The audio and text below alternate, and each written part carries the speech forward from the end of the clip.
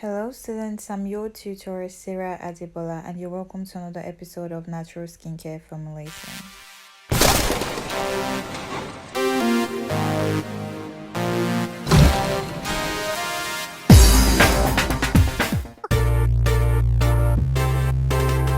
Hi, so you're welcome to another episode of Certificate in Natural Skincare Formulation. Today we're going to be making a basic lightening body cream that is going to be moisturizing and it's going to also have lightening effect, and we're going to be using just one lightening active and a bunch of sweet oils that are really good for the skin and also have lightening properties. So I think we should not talk too much, we should just move straight into this video. Mind you, this body cream that we're formulating would be perfect for all skin types, but note it is a body cream, not a face and body cream. It is only a body cream because some of the oils are sort of comedogenic and could actually clog the pores on the face for an acne prone skin or an oily skin. This is the reason why it is just a body cream, so it can work for all skin types and it's going to really do justice to the skin. This recipe is quite effective, so I want you to pay more attention while watching this video. So first I'm going to put on my gloves. Then I'm going to clean my surfaces. I have already done this earlier, but just to show you in this video how it is done, I'm going to repeat it. So that's my tiny scale, my precision scale that measures up to 0.01. But then the biggest value it can measure is 200 grams. So I'm going to be using a bigger scale. So I'm cleaning up my beakers, and like I said, I've already done this before, so I'm just doing it again to show you guys. And I'm using my 70% isopropyl alcohol and 30% water. So all of those napkins that are being used have been bleached and washed properly, and after this formulation they're going to be bleached and washed again.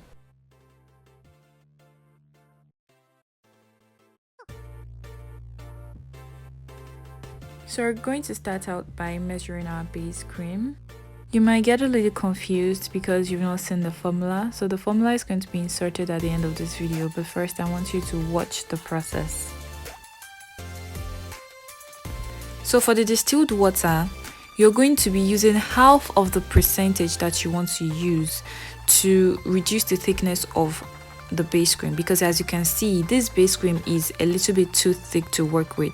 So to reduce the thickness, I'm going to be using half. The reason why I said half is the other half of the normal percentage of the distilled water I'm supposed to be using in this formula would be used to mix my lightening actives. So, and since I'm using just one lightening active, I'm going to be using the distilled water, half of it, to mix my base cream.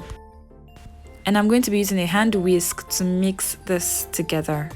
Now, for this formulation, because it is a small batch, it would not make any sense to use a hand mixer to mix it, because your cream is just going to develop too many bubbles and it might just swell up some type of way and it will not make any sense. In fact, your emulsion would not be stable. So to maintain the stability of the emulsion, the best thing to do is to mix it with your hand whisk. So now I'm going to measure out my kojic acid and mix it with the remaining half of the distilled water. I'm actually supposed to double boil this, but because this cream is going to be sitting on my shelf for a very long time, I decided not to double boil it. But if it's a cream you want to sell, I would advise you double boil that to dissolve it. That would be the best thing to do. So next up, we're going to start adding in our oils. Now, do not forget to be organized. You see, as I'm taking my ingredients from my left hand side, I'm putting them on my right hand side because I do not want to forget that I've already mixed in something. So I'm going to also make a video about being organized in your lab.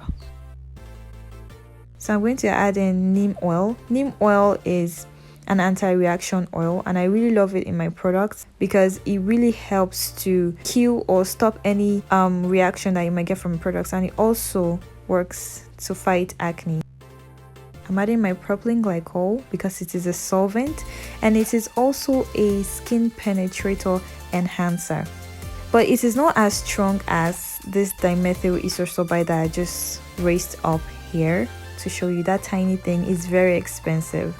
So I just added in my kojic acid mix, and I'm mixing it to incorporate. So I'm going to add in my dimethyl isosorbide, which is like the strongest penetration enhancer. So I'm adding in my sodium lactate for more moisturizing effects, and I'm going to be adding in my vitamin E oil. Vitamin E oil does nothing in a formulation except for the fact that it is an antioxidant. If they tell you it is firming and all that, they're just lying to you. So we're going to keep mixing in all that. Don't worry, the formula is going to be at the end of the video so that you can see what I was doing all through. So I just added in my fragrance. That fragrance is phthalates free, so it is not harmful to the skin at all. It is really excellent and perfect for the skin. And I'm adding in my essential oils. I like using frankincense and chamomile essential oil. These essential oils are really nice, and frankincense actually helps to take care of stretch marks. So I'm adding in my preservative, and I'm adding in tetrasodium glutamate diacetate, which is a vegetable derived chelator. It is a beta chelating agent and it has no environmental concerns. It is biodegradable, and I prefer it to the normal EDTA that is so common. So up next, I'm going to be teaching you how to measure the pH of a formula using pH test strips or a pH meter, and I'm going to be doing that with this particular formulation that we made in this video.